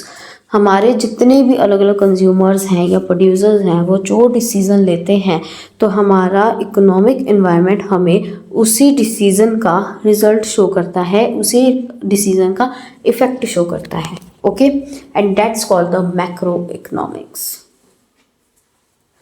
आगे आ जाते हैं हमारे पास मैक्रो इकोनॉमिक्स के एग्जांपल. मैक्रो इकोनॉमिक्स के एग्जांपल में आ जाएगा the general price level and interest rate, कि हमारा जो प्राइस लेवल है वो क्या होना चाहिए. ठीक है, मतलब अगर हमने देखो एक स्टेट तक लेके जाना है अपने प्रोडक्ट को तो उसका हम माइक्रो लेवल के ऊपर हम उसका कंपटीशन देखें. बट अगर हमने उसको पूरे ऑल ओवर इंडिया में लेके जाना है तो हमें उसका एक जनरल प्राइस लेवल सेट करना होगा जो बाकी के फैक्ट्रीज या इंडस्ट्रीज या फर्म्स भी सेट कर रही हैं. And interest rates, national income and national output, हमारी नेशनल इनकम कितनी आ रही है, हर पर्सन के पास एवरेज इनकम कितनी है, और नेशनल आउटपुट पूरा ऑल ओवर इंडिया के अंदर प्रोडक्शन कितनी हो रही है, कितने इनपुट से कितना आउटपुट बन रहा है. ये चीज़ें हमारी मैक्रो इकोनॉमिक्स में आ जाती है. हमारा बैलेंस ऑफ ट्रेड और बैलेंस ऑफ पेमेंट क्या है. बैलेंस ऑफ ट्रेड यानी इंपोर्ट एक्सपोर्ट, और बैलेंस ऑफ पेमेंट यानी कि जब हम बाहर से कैश रिसीव कर रहे हैं या फिर बाहर वाले हमसे कैश रिसीव कर रहे हैं तो उसको हम कहते हैं बैलेंस ऑफ पेमेंट. हमारी एक्सटर्नल वैल्यू ऑफ करेंसी, हमारी जो करेंसी है उसकी बाहर के देशों में क्या वैल्यू है वो भी हम किस में स्टडी करते हैं, मैक्रो इकोनॉमिक्स के अंदर. The overall level of saving and investment, जो हमारा सेविंग और इन्वेस्टमेंट का पूरा ओवरऑल लेवल है कि कितने लोगों ने कितनी सेविंग की है और कितनी इन्वेस्टमेंट की है, वो भी हमारी किस में आती है, मैक्रो इकोनॉमिक्स में. नोटबंदी होती है ना, वो इसलिए होती है क्योंकि लोग या तो बहुत ज़्यादा सेव कर लेते हैं या फिर काला धंधा बहुत ज़्यादा करते हैं, यानी काली कमाई बहुत कमाते हैं. The level of employment and rate of economic growth, हमारा जो एम्प्लॉयमेंट का लेवल है वो मैक्रो इकोनॉमिक्स पे ही डिफाइन होता है, और जो हमारा इकोनॉमिक ग्रोथ है उसका रेट भी हमारा मैक्रो इकोनॉमिक लेवल पे ही, मैक्रो लेवल पे ही डिफाइन होता है. ओके, आगे चलते हैं. तो अब हमने बिजनेस इकोनॉमिक्स का मीनिंग पढ़ लिया है, हमने उसके सब्जेक्ट मैटर पढ़ लिए. अब हम उसका नेचर पढ़ते हैं कि बिजनेस इकोनॉमिक्स का नेचर किस तरीके का होता है. ठीक है, तो जो बिजनेस इकोनॉमिक है ना हमारा, वो हमारा ये जो इकोनॉमिक वर्ल्ड है ये बहुत ज़्यादा कॉम्प्लेक्स है. ठीक है, इसके अंदर इंटरडिपेंडेंस बहुत ज़्यादा हर एक चीज़ की. आप जैसा डिसीज़न लोगे और वैसी ही इकोनॉमिक एक्टिविटीज़ होंगी आपके पास. ठीक है, हमारी जितनी भी एंटिटीज़ हैं, फॉर्म्स हैं, वो जैसा डिसीजन लेंगी वैसे एक्टिविटीज़ होंगी. ठीक है, हर चीज़ एक दूसरे के ऊपर डिपेंड है, इंटरडिपेंडेंस बहुत ज़्यादा है इसके अंदर. इकोनॉमिक थ्योरीज जो है वो हाइपोथेटिकल हैं और सिंपलिस्टिक हैं नेचर में. ठीक है, क्योंकि ये किसके ऊपर बेस्ड है, हमारे इकोनॉमिक मॉडल्स के ऊपर बेस्ड है जो कि हमारे अजम्पशंस के हेल्प से बनाई गई हैं. इकोनॉमिक थ्योरीज क्या है, बहुत ज़्यादा हाइपोथेटिकल और बहुत ज़्यादा सिंपल हैं, क्योंकि करेक्टर के अंदर, क्योंकि ये हमारी क्या बनाई गई हैं, ये हमारे इकोनॉमिक मॉडल्स के ऊपर बेस्ड हैं जो कि हमारी सिंप्लीफाइंग अजम्पशंस के कारण हमारी बनी हैं. ओके, मैंने पहले भी बताया था कि जो अप्लाइड इकोनॉमिक्स होती है वो हमारा थ्योरी और प्रैक्टिकल के बीच में गैप फिल करती है. तो यही इसके अंदर बताया गया है कि जो हमारी इकोनॉमिक थ्योरी होती है और जो रियलिटी में हमारा इकोनॉमिक वर्ल्ड होता है उसके अंदर बहुत ज़्यादा गैप होता है, बहुत ज़्यादा प्रोपोर्शन का गैप होता है. तो उसको फिल करने के लिए हमें अच्छा डिसीज़न लेना पड़ेगा, बेटर डिसीज़न लेना होगा. ओके, तो जो बिज़नेस इकोनॉमिक्स है वो ये चीज़ इनेबल करती है कि जो हमारी लॉजिक और एनालिटिकल टूल की जो एप्लीकेशन है उसको इनेबल करती है ताकि हमारी थ्योरी और प्रैक्टिस के बीच में गैप फिल हो सके. इन शॉर्ट, गैप फिल करने के लिए, किसके बीच में, थ्योरी और प्रैक्टिस के बीच में गैप फिल करने के लिए हम क्या करते हैं, इकोनॉमिक लॉजिक और एनालिटिकल टूल का यूज़ करते हैं, जिसे हम क्या कहते हैं, अप्लाइड इकोनॉमिक्स कहते हैं। अब देखो इसका नेचर हम देखते हैं, ठीक है। तो नेचर में सबसे पहले आ जाता है कि बिजनेस इकोनॉमिक्स एक साइंस है। बिजनेस इकोनॉमिक्स एक science, business economics is a science. Science कैसे है, देखो साइंस होता क्या है, साइंस होता है एक सिस्टमैटिक, सिस्टमाइज्ड या systematic body of knowledge which establishes cause and effect relationships.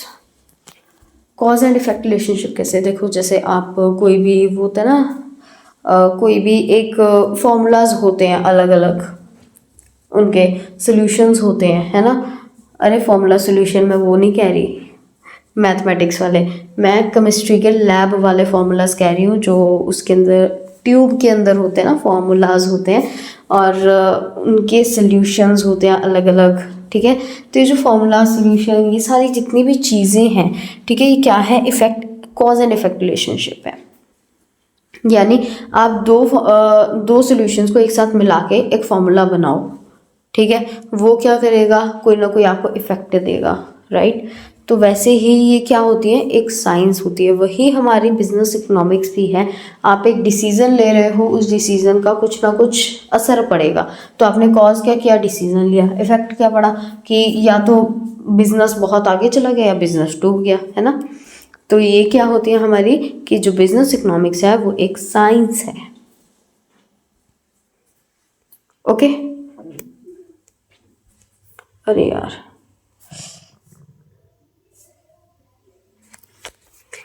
आगे आ जाता है बेस्ड ऑन माइक्रो इकोनॉमिक्स, कि जो हमारी बिजनेस इकोनॉमिक्स है वो माइक्रो इकोनॉमिक्स के ऊपर बेस्ड है। क्यों है, क्योंकि जो देखो हर एक बिजनेस के अंदर एक ऑब्जेक्टिव होता है। जैसे मेरा ऑब्जेक्टिव है कि मैंने इतने सब्सक्राइबर्स करने हैं, मैंने इतने स्टूडेंट्स को पढ़ाना है, मेरी अर्निंग इस टाइम से स्टार्ट होनी चाहिए, ठीक है। अलग अलग ऑब्जेक्टिव्स होते हैं हर यूट्यूबर के, हर टीचर के होते हैं कि मैंने इतने स्टूडेंट्स को पढ़ाना है और मेरे हर स्टूडेंट के कम से कम इतने नंबर आने चाहिए। मेरा भी एक ऑब्जेक्टिव है कि मैं अगर आप लोगों को पढ़ा रही हूँ, ठीक है, तो अगर मैं 100 बच्चों को पढ़ा रही हूँ, अगर मुझसे 100 बच्चे पढ़ रहे हैं तो फिर उन 100 में से एटलीस्ट मुझसे इस बार फर्स्ट अटेम्प्ट में कम से कम 30 से 40 बच्चे क्लियर कर जाएं, तो मैं उस हिसाब से प्रिपरेशन करवाऊँ, राइट। तो ये क्या है, हमारा एक ऑब्जेक्टिव है, ठीक है। तो ये मेरा और मेरी टीम सभी का आएगा, क्योंकि पीपीटी वो बनाएंगे, पढ़ाऊँगी मैं, स्टडी मटेरियल वो ला के देंगे, पढ़ाऊँगी मैं, सिखाऊँगी मैं। तो क्या चीज़ है ये, एक्चुअल में है क्या चीज़ ये ऐसी चीज़ है कि अब वो देखो मेरा क्या है मोटिव कि मैंने इस टाइम तक इतने चैप्टर कराने, लेकिन उनका मोटिव क्या है कि मैं 4 दिन लगा के एक पीपीटी बनाऊंगी, लेकिन मेरा मोटिव है कि मैं हर दिन आप लोगों को एक यूनिट कराऊं, और एक यूनिट के लिए एक पीपीटी तो पूरी बनेगी ही बनेगी। अब वो लेट बनाएंगे तो इससे क्या होगा, मुझे लॉस होगा, राइट। तो ये क्या है, उनका इंडिविजुअल ऑब्जेक्टिव है और मेरा क्या है पूरा गोल। मेरा भी एक इंडिविजुअल ऑब्जेक्टिव है, उनका भी एक इंडिविजुअल ऑब्जेक्टिव है। तो यही क्या है, माइक्रो इकोनॉमिक्स के ऊपर बेस्ड है कि जितने भी मैनेजर होते हैं वो जो उनके प्री डिटरमाइंड ऑब्जेक्टिव होते हैं उनको अचीव करना चाहते हैं, ठीक है, ताकि लॉन्ग सर्वाइवल रहे और प्रॉफिटेबल फंक्शनिंग रहे, लेकिन वो अपना ऑब्जेक्टिव भी साथ में रख के चलते हैं। तो यही क्या है, माइक्रो इकोनॉमिक्स है कि हमें सिर्फ एक ऑर्गेनाइजेशन का ऑब्जेक्टिव नहीं बल्कि एक इंडिविजुअल का ऑब्जेक्टिव भी साथ में देखना चाहिए, ठीक है, ताकि इंडिविजुअल के इस्टेब्लिशमेंट में कोई प्रॉब्लम ना आए। ओके, आगे चलते हैं। आगे है incorporates elements of macro analysis. एक बिजनेस यूनिट जो है वो वैक्यूम को ऑपरेट नहीं करती है, इसका मतलब आगे समझेंगे। It is affected by the external environment of the economy in which it operates. एक बिजनेस यूनिट वैक्यूम से ऑपरेट नहीं होती है। वैक्यूम क्लीनर होता है ना, आप सारा कूड़ा निकाल लो, फिर भी कहीं ना कहीं से रह जाता है, ठीक है। तो वही बिजनेस के अंदर होता है।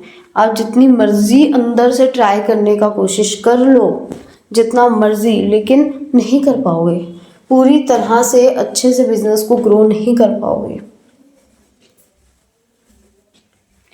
जितने भी एक्सटर्नल फैक्टर्स होते हैं जहाँ पे एक बिजनेस सेट हो रहा है, वहाँ की क्या इकोनॉमी है, वहाँ के एक्सटर्नल फैक्टर्स क्या है, वो बहुत ज़्यादा इफेक्ट पाते हैं कि एक बिजनेस की ग्रोथ पर। जैसे कि general price level, income employment level, government की policies, taxation, interest rate, exchange rate, industries, prices, distribution, wages की मोनोपलीज कहाँ कहाँ पे हैं, कितनी हैं, ये सारा का सारे जितने भी कंपोनेंट्स हैं वो मैक्रो इकोनॉमिक्स के हैं। और एक जो मैनेजर होता है, बिजनेस मैनेजर, उसको इन सारी चीज़ों को ध्यान में रखना चाहिए, तभी वो क्या कर सकता है, अपने बिजनेस को ग्रो कर सकता है। Otherwise it's not possible to grow business properly. अब देखो क्या है, बिजनेस एक आर्ट भी है।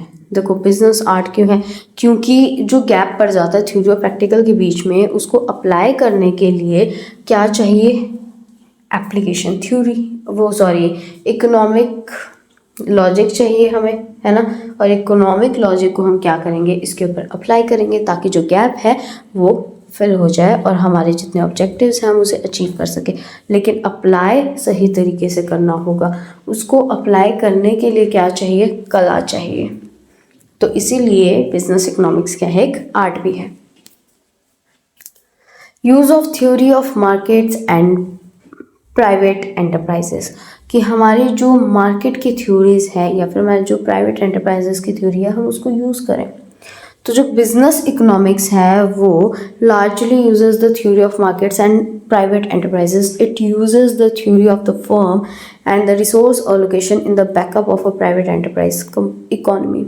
कि जो बिजनेस इकोनॉमिक्स है वो हमारी जितनी मार्केट है या हमारा जो भी प्राइवेट एंटरप्राइज है उसकी सारी थ्योरीज को यूज़ करता है।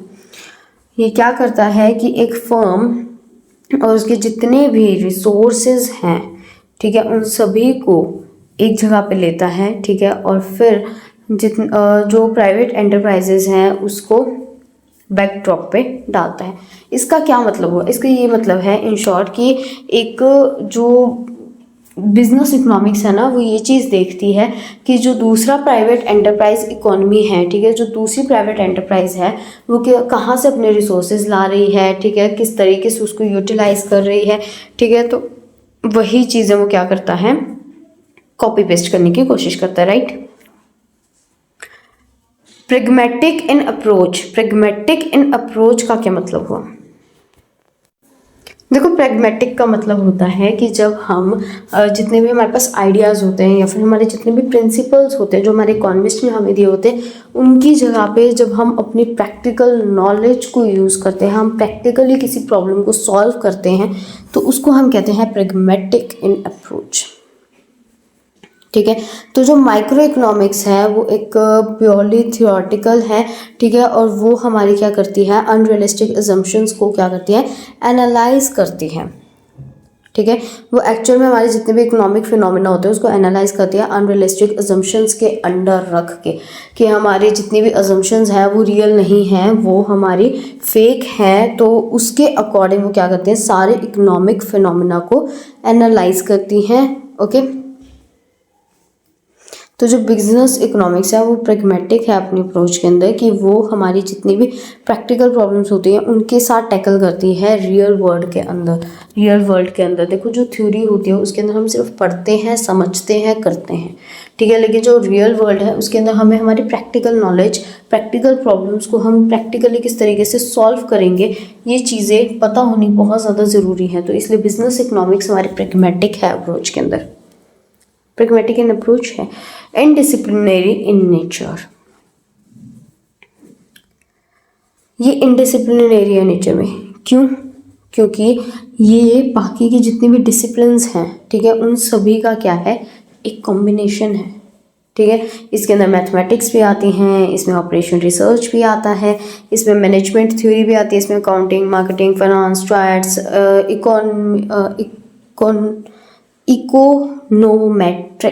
इकोनोमेट्रिक्स, ठीक है, ये भी आता है। तो जितने भी डिसिप्लिन्स हैं, जितने भी अलग अलग सब्जेक्ट्स हैं, हम इसको आज के नाम पे सब्जेक्ट के नाम से जानते हैं, बट ये डिसिप्लिन्स जितने भी हैं उन सभी का क्या है, एक कॉम्बिनेशन है। तो इसीलिए ये क्या है, इंटरडिसिप्लिनरी है नेचर में। नॉर्मेटिव इन नेचर है। नॉर्मेटिव इन नेचर का मतलब क्या है, एक होता है पॉजिटिव, एक होता है नॉर्मेटिव। पहले दोनों का मतलब देख लेते हैं, ठीक है। तो पॉजिटिव और प्योर साइंस क्या होती है, वो सिर्फ कॉज एंड इफेक्ट रिलेशनशिप देखती है, ठीक है। कि क्या चीज़ हो रही है, क्या नहीं हो रही है, मतलब कि ये कोई भी जजमेंट नहीं करती है, ठीक है। ये सिर्फ ये बताती है क्या होना चाहिए, क्या हो रहा है, ठीक है, व्हाट इज, ठीक है। लेकिन और ये क्या होता है, डिस्क्रिप्टिव होती है नेचर के अंदर। डिस्क्रिप्टिव मतलब सिर्फ ऐसे ही, जैसे पूरी पूरी डिस्क्रिप्शन लिखी होती है ना, हमने पूरा पेज लिखा होता है थ्योरी का, ये ऐसे हुआ, ऐसे हुआ, ऐसे हुआ, ऐसे हुआ, बस वही चीज़ पॉजिटिव थ्योरी बताती है। लेकिन नॉर्मेटिव थ्योरी हमें ये बताती है क्या चीज़ नहीं हुई है और क्या चीज़ होनी चाहिए थी, ठीक है। ये क्या बताता है, क्या चीज़ होनी चाहिए थी। तो ये क्या है, प्रिस्क्रिप्टिव इन नेचर है। यानी कि जैसे देखो, आप डॉक्टर के पास जाते हो तो वो आपको प्रिस्क्रिप्शन लिख के देते हैं ना, दवाइयाँ लिख के दे देते हैं, ये दवाइयाँ ले लेना बस आप लोग, ठीक है, और इससे आप क्या हो जाओगे, ठीक हो जाओगे। तो ये क्या करते हैं, बिजनेस इकोनॉमिक्स भी ये नॉर्मेटिव होती है नेचर के अंदर। ये हमें सिर्फ वो प्रॉब्लम्स बताती है और उसके सोल्यूशंस देती है कि आपने अगर ये प्रॉब्लम है, इसका सोल्यूशन किस तरीके से निकालना है। पॉजिटिव जो होती है, पॉजिटिव इकोनॉमी, सॉरी, जो पॉजिटिव साइंस है हमारी, तो वो क्या करती है, वो नॉर्मली हमें बस ये बताती है कि क्या क्या चीज़ें हुई हैं। और नॉर्मेटिव क्या करती है, हमें उनके सॉल्यूशंस भी देती है कि आप किस तरीके से इसको सॉल्व कर सकते हो, क्या चीज़ें होनी चाहिए। ओके,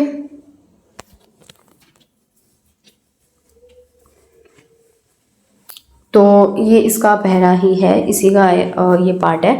तो जो हमारी बिजनेस इकोनॉमिक्स है वो जनरली हमारी क्या, नॉर्मेटिव है, प्रिस्क्रिप्टिव है नेचर के अंदर। ये हमें क्या चीज़ सजेस्ट करती है कि हमारे जो इकोनॉमिक प्रिंसिपल्स हैं उनको किस तरीके से यूज़ करके हम अपनी पॉलिसी को फॉर्मुलेट कर सकते हैं, डिसीजन ले सकते हैं और अपनी फ्यूचर की प्लानिंग कर सकते हैं, राइट। अगर देखो कोई भी फर्म है, ठीक है, वो वैलिड डिसीजन रूल्स को इस्टेब्लिश करना चाहता है, तो उसको क्या करना होगा, सारे के सारे इन्वायरमेंट को थोरली अंडरस्टैंड करना होगा। यानी कि उसे पूरी इकॉनमी को अच्छे से अंडरस्टैंड करना होगा कि किस तरीके से हमारी ये जो इकॉनमी है वो वर्क करती है, इसमें कौन सी चीज़ें इफेक्ट डालती हैं, कौन सी चीज़ें इफेक्ट नहीं डालती हैं, ठीक है। तो ये जो है, ये this requires the study of positive और डिस्क्रिप्टिव इकोनॉमी थ्योरी। ये पॉजिटिव और, ठीक है, तो ये क्या है, ये पॉजिटिव और डिस्क्रिप्टिव, हाँ, तो हमारी जो बिजनेस इकोनॉमिक्स है उसको, अगर कोई भी पर्सन, कोई भी फर्म है, वो एक वैलिड डिसीजन रूल को इस्टेब्लिश करना चाहती है, तो उसको इकोनॉमिक एनवायरनमेंट को थॉरली अंडरस्टैंड करना होगा। और इसके लिए उसे क्या पढ़ना पड़ेगा, पॉजिटिव साइंस यानी कि डिस्क्रिप्टिव इकोनॉमिक थ्योरी उसे पढ़नी होगी, ठीक है। और अगर thus the business economics combines the essentials of normative, ठीक है, एंड पॉजिटिव इकोनॉमिक थ्योरी। देखो, अगर कोई भी हमारी फर्म है, अगर वो पॉलिसी बनाना चाहती है, कोई अच्छा डिसीजन लेना चाहती है, प्लानिंग करना चाहती है फ्यूचर के लिए, तो उसे क्या ज़रूरत पड़ेगी, नॉर्मेटिव साइंस की। लेकिन अगर वो ये देखना चाहती है कि किस तरीके की जो डिसीज़न रूल्स हैं वो क्या है, कि किस तरीके से डिसीज़न लिया जाता है, कैसे डिसीज़न होता है, डिसीज़न क्या है, तो उसके लिए उसे पॉजिटिव साइंस पढ़नी होगी। क्योंकि जो चीज़ें ऑलरेडी हो चुकी हैं, अगर वही चीज़ें वो सीखना चाहता है तो पॉजिटिव पढ़नी होगी। और अगर उसको खुद से कोई डिसीज़न लेना है, कोई फ्यूचर प्लानिंग करनी है, पॉलिसी फॉर्मुलेट करनी है, तो उसके लिए उसे नॉर्मेटिव की ज़रूरत होगी। अब आता है हमारा बिजनेस इकोनॉमिक्स का स्कोप, कि हमारी जो बिजनेस इकोनॉमिक्स है उसका स्कोप कितना है, कि वो कहाँ तक फैल रही है, ठीक है। स्कोप एक्चुअल में होता क्या है कि ये जो चीज़ है ये कहाँ तक जाती है, कितनी दूर तक जाती है, ठीक है। तो बिजनेस इकोनॉमिक्स का स्कोप क्या है, अब हम वो देखते हैं। जो बिजनेस इकोनॉमिक्स का स्कोप है ना, वो बड़ा है, ये हमको भी पता है, ठीक है। ये ज़्यादातर हमारी जो प्रैक्टिकल प्रॉब्लम्स होता है उसको कवर कर लेता है, ओके। इसको मेनली हमने दो पार्ट्स के अंदर डिवाइड किए, एक आता है हमारा इंटरनल इशू, एक आते हैं हमारे एक्सटर्नल इश्यूज। इंटरनल इश्यूज को हम और क्या बोलते हैं, ऑपरेशनल इश्यूज, ठीक है, जो कि माइक्रो इकोनॉमिक्स से सॉल्व हो जाते हैं। एक्सटर्नल इश्यूज यानी इन्वायरमेंटल इश्यूज, जो हमारे सिर्फ मैक्रो इकोनॉमिक्स की हेल्प से क्या होते हैं, सॉल्व होते हैं। ओके, अब हम इनको देखते हैं। देखो अब हम क्या पढ़ेंगे, अपने इंटरनल या फिर ऑपरेशनल इश्यूज, कि हमारे इंटरनल या ऑपरेशनल इश्यूज कौन से होते हैं। तो हमारे जो ऑपरेशनल इश्यूज हैं उसके अंदर हमारे क्या आते हैं, हमारे वो सारे के सारे इश्यूज आते हैं जो हमारे ऑर्गेनाइजेशन के अंदर ही अराइज होते हैं, जैसे कि एम्प्लॉयज़ ने स्ट्राइक कर दी, या फिर एम्प्लॉयज़ काम नहीं कर रहे हैं, या फिर वो बहाने मार रहे हैं, छुट्टियां बहुत ले रहे हैं, ठीक है, या प्रोडक्शन सही से नहीं हो रही है, मशीनरी ख़राब हो गई है, या फिर कुछ और भी, ठीक है, या फिर हमारा जो मैनेजमेंट का कंट्रोल है उसके कारण हमारे कोई इश्यूज आ रहे हैं, तो ये सारे हमारे क्या आ जाते हैं, ऑपरेशनल इश्यूज यानी इंटरनल इश्यूज, ठीक है। तो ये जो इश्यूज होते हैं जैसे कि बिजनेस के साइज से रिलेटेड, प्रोडक्ट डिसीजन से रिलेटेड, टेक्नोलॉजी से रिलेटेड, कि हमने कौन सा फैक्टर्स यूज़ करने हैं, प्राइसिंग कैसे करनी है, सेल्स प्रमोशन कैसे करनी है, एम्प्लॉयज से रिलेटेड, ये सारे के सारे हमारे किसके अंदर आ जाते हैं, हमारे इंटरनल इश्यूज में आते हैं, माइक्रो इकोनॉमिक्स पे। ओके, हो ये बहुत ज़्यादा छोटा छोटा लिख दिया मैंने। तो देखो हमारे क्या है, माइक्रो इकोनॉमिक्स जो है उसके हमारे जो इंटरनल इश्यूज है उसके हमारे कुछ एग्जांपल दिए हैं, मैं पढ़ के बता देती हूँ, आप लोग बुक से देख लो, ठीक है। डिमांड एनालिसिस एंड फोरकास्टिंग, कि हम डिमांड को कैसे एनालाइज कर रहे हैं और कैसे उसकी हम फोरकास्टिंग कर रहे हैं कि फ्यूचर में हमें क्या डिमांड मिल सकती है, ये। इसके अलावा प्रोडक्शन एंड कॉस्ट एनालिसिस, कि हमारी प्रोडक्शन कितनी हो रही है, उस पर कॉस्ट कितनी आ रही है, इसको एनालाइज करना भी हमारा क्या है, एक इसका एग्जाम्पल आता है। इसके अलावा इन्वेंट्री मैनेजमेंट, हमारी जो इन्वेंट्री हमारा स्टॉक है उसको हमने किस तरीके से मैनेज करना है, हमारा मार्केट स्ट्रक्चर और हमारी जो प्राइसिंग पॉलिसी है वो भी इसका एक पार्ट है।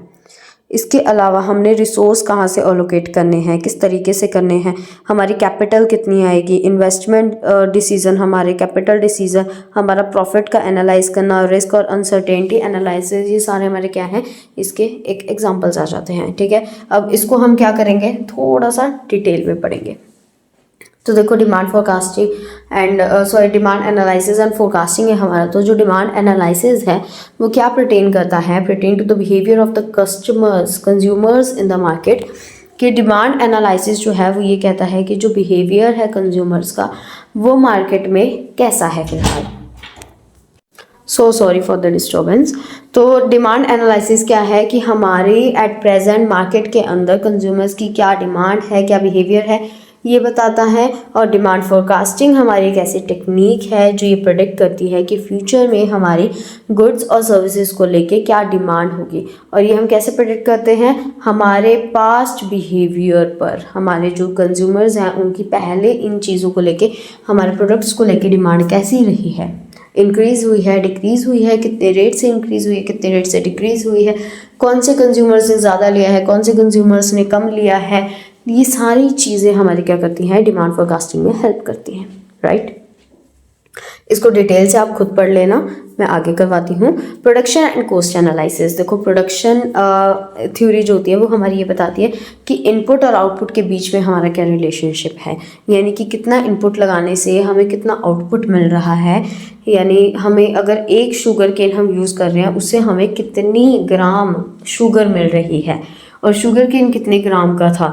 तो ये चीज़ें क्या है, हमारी प्रोडक्शन एनालिसिस में आ जाती हैं, ठीक है। इसके अलावा आ जाती है हमारी कॉस्ट एनालिसिस। कॉस्ट एनालिसिस हमें ये बताती है कि जब हमारे जो वेरिएबल फैक्टर्स हैं उन पे हमारे कितनी कॉस्ट आ रही है, ठीक है। जैसे कि आउटपुट पे कितनी कॉस्ट आ रही है, एक स्पेसिफिक टाइम पीरियड के लिए किसी भी चीज़ के ऊपर हमारी कितनी कॉस्ट आ रही है। अगर हम कोई प्लांट का साइज़ चेंज करें, यानी अपने बिजनेस के साइज़ को हम चेंज कर रहे हैं, तो हमारी कितनी कॉस्ट और ज़्यादा इंक्रीज़ हो जाएगी, ये बताती है हमारी कॉस्ट एनालिसिस, ओके। डिटेल में ये जो पॉइंट्स हैं इसको डिटेल में आप खुद पढ़ोगे, मैं ऊपर ऊपर से मतलब आपको मेन चीज़ आपको समझा दूंगी कि जब आप पेपर में बैठे हो तो आपको इस वर्ड के मतलब ओके चलो आगे करते हैं। ओ ओ ठीक है, तो नेक्स्ट है हमारे पास इन्वेंट्री मैनेजमेंट। इन्वेंट्री मैनेजमेंट के अंदर हमारे पास क्या आ जाता है कि हम अपनी इन्वेंट्री को किस तरीके से मैनेज कर रहे हैं। ठीक है, inventory management theories pertain to rules the firms can use to minimize the cost associated with maintaining inventory in the form of work in progress, raw materials and finished goods।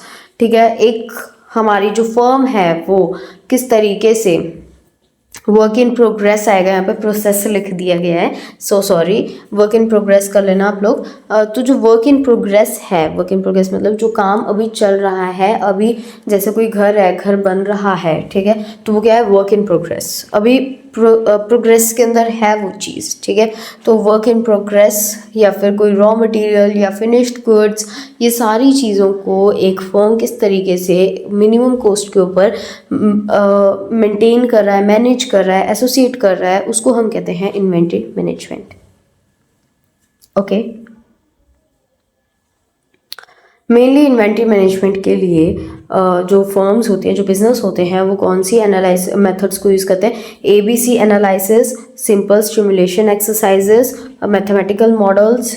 ठीक है, इन सभी को use करते हैं ताकि वो अच्छे तरीके से अपनी इन्वेंट्रीज के स्टॉक को यूटिलाइज कर सके, मेंटेन कर सके। इसके बाद आ जाता है आपके पास market structure and pricing policy.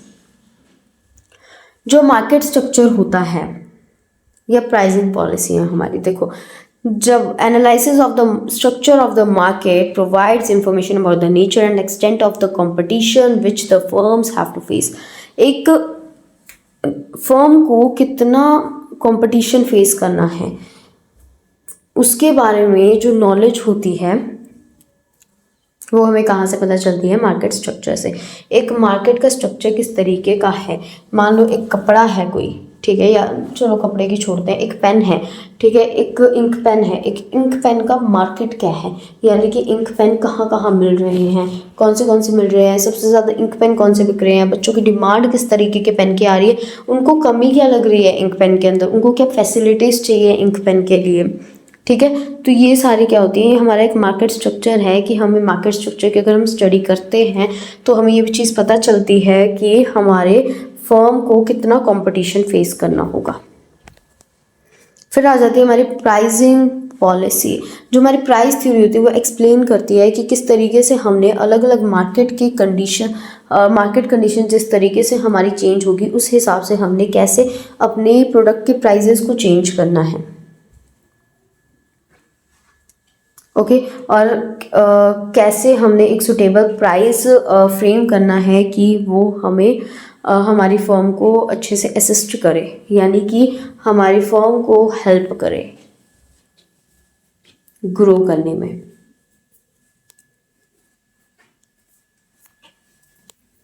Okay, इसके बाद आ जाता है हमारे पास रिसोर्स एलोकेशन।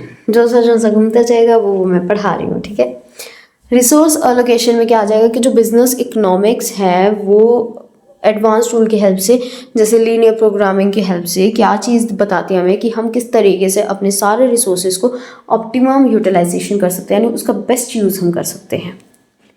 ठीक है, इसके बाद आ जाती है हमारे पास theory of capital and investment decision. जो हमारी कैपिटल और इन्वेस्टमेंट डिसीजन की जो थ्योरी है ना, वो एक साइंटिफिक क्राइटेरिया है जो ये बताता है कि हमने किन प्रोजेक्ट्स के अंदर इन्वेस्ट करना है और हमने कहाँ पे इन्वेस्ट नहीं करना है, जिससे कि हमारी जो कैपिटल की एफिशिएंसी है वो डिस्टर्ब ना हो, हमारी कैपिटल की एफिशिएंसी बनी रहे। ऐसा ना हो कि हम बहुत सारा पैसा इन्वेस्ट कर दें, उसके बाद हमारा पैसा सारा डूब जाए और हमारी कैपिटल भी सारी ख़त्म हो जाए। ओके, फिर आता है हमारा प्रॉफिट एनालिसिस कि हमने जो प्रॉफिट थ्योरी होती है वो एक फर्म को गाइड करती है कि उसने अपने अनसर्टेनिटी कंडीशंस के अंदर, यानी कि ख़राब कंडीशंस में भी किस तरीके से अपने प्रॉफिट को मेजर करना है और मैनेज करना है। तो ये जो थ्योरी होती है ये हमारी मेनली होती है प्रॉफिट बनाने के लिए। ओके, प्रॉफिट एनालिसिस है तो ऑफ कोर्स हमारी प्रॉफिट बनाने के लिए होती है कि फ्यूचर में हमने किस तरीके से प्रॉफिट को जनरेट करना है, मैनेज करना है। फिर आ जाते हैं हमारे पास रिस्क एंड अनसर्टेनिटी एनालिसिस। तो देखो रिस्क एंड अनसर्टेनिटी एनालिसिस के अंदर क्या आता है कि जो बिजनेस फर्म्स है ना वो जनरली ऐसी कंडीशंस के अंदर ऑपरेट होते हैं जहाँ पर रिस्क होता है या अनसर्टेनिटी होता है, ठीक है। यानी कि हमेशा एनालिसिस की जो रिस्क की एनालाइज होती हैं या फिर अनसर्टेनिटी की एनालिसिस होती हैं वो हमारे बिजनेस फर्म को हेल्प करती हैं एक एफिशिएंट डिसीजन लेने में और हमारे बेस्ट प्लान्स बनाने में, ताकि जो गलतियां हमने पास्ट में की हैं उसको हम ना करें और हमारा जो पास्ट डाटा है वो यूज़ करके हमारी जो करंट इन्फॉर्मेशन उसको यूज़ करके हम अपनी फ्यूचर की प्रेडिक्शन कर सकें, राइट। नेक्स्ट आता है हमारे पास कि हमारी जो मैक्रो इकोनॉमिक्स है वो हमारी एक्सटर्नल या फिर इन्वायरमेंटल इश्यूज में कैसे अप्लाई हो रही है। तो हमारी जो इन्वायरमेंटल फैक्टर्स हैं, ठीक है, उसके अंदर हमारे कुछ फैक्टर्स हैं जो नीचे लिखे हुए हैं, ठीक है। ये हमारे क्या है, एक्सटर्नल फैक्टर्स हैं, जैसे कि हमारा इकोनॉमिक सिस्टम कैसा है, कि किस तरीके का हमारा जो बिजनेस साइकिल है और जो हमारे जनरल ट्रेंड्स हैं, जैसे कि हमारी नेशनल इनकम क्या है, एम्प्लॉयमेंट, प्राइस, सेविंग, इन्वेस्टमेंट, इन सब के अंदर हमारे क्या ट्रेंड्स आ रहे हैं। ट्रेंड्स मतलब ऊंच नीच क्या आ रही हैं, कितना बढ़ रहा है, कितना कम हो रहा है, ये सब कुछ। हमारी जो गवर्नमेंट की इकोनॉमिक पॉलिसीज़ है, जैसे industrial policy, competition policy, fiscal policy, foreign trade policy, globalisation policies, ठीक है, ये अलग अलग इकोनॉमिक पॉलिसीज़ हमारे बिजनेस के ऊपर क्या इफेक्ट डालेंगी, ये चीज़ें हमारी इसके अंदर ये हमारे लिए एक इशू बन के आती है। वर्किंग हमारी जो सेंट्रल बैंक्स है, फाइनेंशियल सेक्टर्स हैं, हमारी जो कैपिटल मार्केट है या फिर उनकी जो रेगुलेशंस है वो किस तरीके से वर्क करती है। हमारा सेंट्रल बैंक है या हमारा कोई फाइनेंशियल सेक्टर है या हमारा कोई कैपिटल मार्केट है, वो किस तरीके से वर्क करता है, उनकी रेगुलेशंस क्या हैं, ये भी हमारे लिए बहुत इंपॉर्टेंट है, क्योंकि कोई भी बिजनेस है, मैक्सिमम बिजनेस लोन पास करवाते हैं, राइट। सोशियो इकोनॉमिक ऑर्गेनाइजेशंस जो होती हैं हमारी, जैसे कि ट्रेड यूनियंस, हमारे प्रोड्यूसर्स, कंज्यूमर्स, ठीक है, ये इन सब की यूनियंस जो होती हैं, हमारी जितनी कॉर्पोरेशंस होती हैं उनकी यूनियंस, ठीक है, तो ये जो होती हैं ये भी बहुत इंपॉर्टेंट होती है। कहते हैं ना कि ये जैसे बहुत बार सुना होगा कि यूनियन से पंगा नहीं लेना चाहिए, ठीक है, तो वो धरने पर बैठ जाते हैं, है ना, जो धरने पर बैठती हैं, तो ये यूनियंस भी हमारे उसके ऊपर बहुत ज़्यादा इफेक्ट डालती है, हमारे बिजनेस के ऊपर। सोशल एंड पॉलिटिकल इन्वायरमेंट, हमारे जो बिजनेस है उसका सोशल और पॉलिटिकल इन्वायरमेंट कैसा है, हमारी इकोनॉमी का। हमारे business decisions can not be taken without considering these present future and future environmental factors, as the management of the firm has no control over these factors. जो external factors होते हैं वो बाहर के फैक्टर्स होते हैं, उस पर हमारी मैनेजमेंट को कोई कंट्रोल नहीं होता है। तो जो बिजनेस डिसीजंस हैं वो हमें इन फैक्टर्स को कंसीडर करके लेने चाहिए, इनके बिना हम डिसीजन अगर लेंगे तो हमेशा फेल होंगे। ओके, चलो आगे चलते हैं।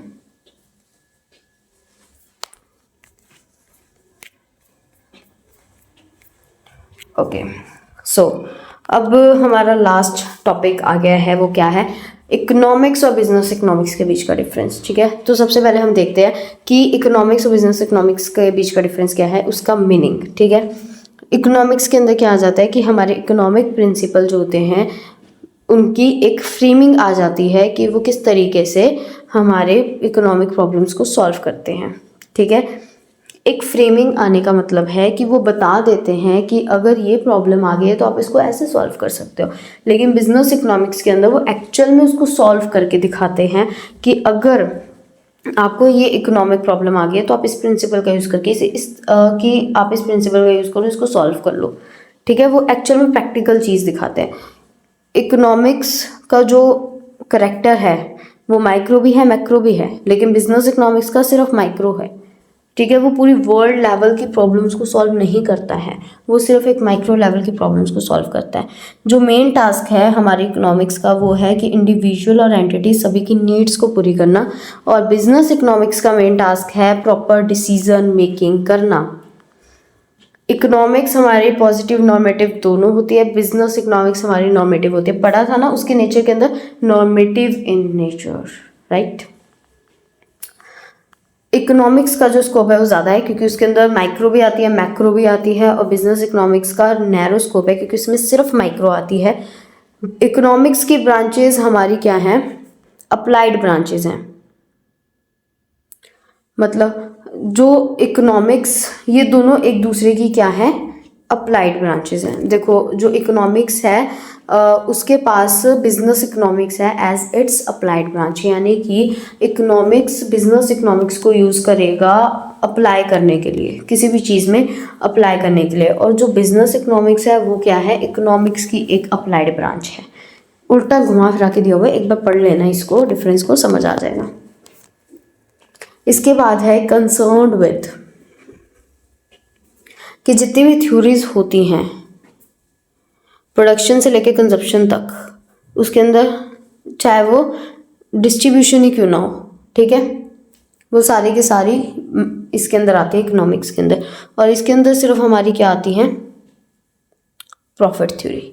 बिजनेस इकोनॉमिक्स, बिजनेस है भाई, बिजनेस हमारा सिर्फ प्रॉफिट मांगता है। एनालिसिस इन्वॉल्व, कौन कौन से एनालिसिस इसके अंदर आते हैं? ये हमारे मैक्रो लेवल के सारे इश्यूज को एनालाइज करता है, जैसे ग्रोथ, इन्फ्लेशन, एम्प्लॉयमेंट, ठीक है। और ये किस चीज़ को एनालाइज करता है? हमारे डिमांड, सप्लाई, प्रॉफिट, इन सभी को, ठीक है। कॉन्सेंट्रेशन, ये हमारे किस चीज़ के ऊपर कॉन्सेंट्रेट करता है? ये हमारे इकोनॉमिक एस्पेक्ट के ऊपर कॉन्सेंट्रेट करता है। Only on the economic aspect of any business problem, ये किसी भी बिजनेस प्रॉब्लम के इकोनॉमिक एस्पेक्ट के ऊपर कॉन्सेंट्रेट करता है। और ये किस के ऊपर कॉन्सेंट्रेट करता है? इकोनॉमिक और नॉन इकोनॉमिक दोनों एस्पेक्ट पे। इकोनॉमिक्स क्या करता है? उसके अंदर सर्टेन अजम्पशंस होती हैं जिसके ऊपर हमारी इकोनॉमिक्स बेस्ड है। इसके अंदर तो मतलब जब भी हम उसकी अजम्पशंस को अप्लाई करते हैं तो वो सही जाती हैं, लेकिन जो बिजनेस इकोनॉमिक्स की अजम्पशंस है उसको जब भी हम अप्लाई करते हैं वो इनवैलिड हो जाती है, ठीक है उसके पास भी अजम्पशंस, लेकिन जब भी हम उसको अप्लाई करते हैं तो वो इनवैलिड हो जाती है। Okay, so that's it. यहाँ पे आपका चैप्टर हो गया ख़त्म, सॉरी चैप्टर नहीं, यूनिट हो गई ख़त्म। अभी इसकी सेकेंड यूनिट और है, फिर हमारा फर्स्ट चैप्टर कंप्लीट हो जाएगा। ओके, सो इस चैप्टर को अच्छे से अपना कवर कर लेना और अपने फ्रेंड्स के साथ भी शेयर करना। प्लीज़ मेरे को बता देना कि इसके अंदर आप लोगों को कुछ समझ आया भी कि नहीं आया, ठीक है, सो डैट मैं अगला नेक्स्ट यूनिट आप लोगों को दे सकूँ। आप लोगों को इसमें क्या कमी लगी, क्या सही लगा, ठीक है, तो मुझे बताना so that I can improve. क्योंकि मेरा CA फाउंडेशन का पहला ही लेक्चर है तो आई जस्ट वांट कि मैं बेस्ट दूँ। मैंने अपना बेस्ट दिया है बट और बेस्ट करना चाहती हूँ, सो कुछ गाइडेंस आप भी दे देना। ओके, जय श्री राधे कृष्णा, हर हर महादेव। मिलते हैं कल नेक्स्ट वीडियो में।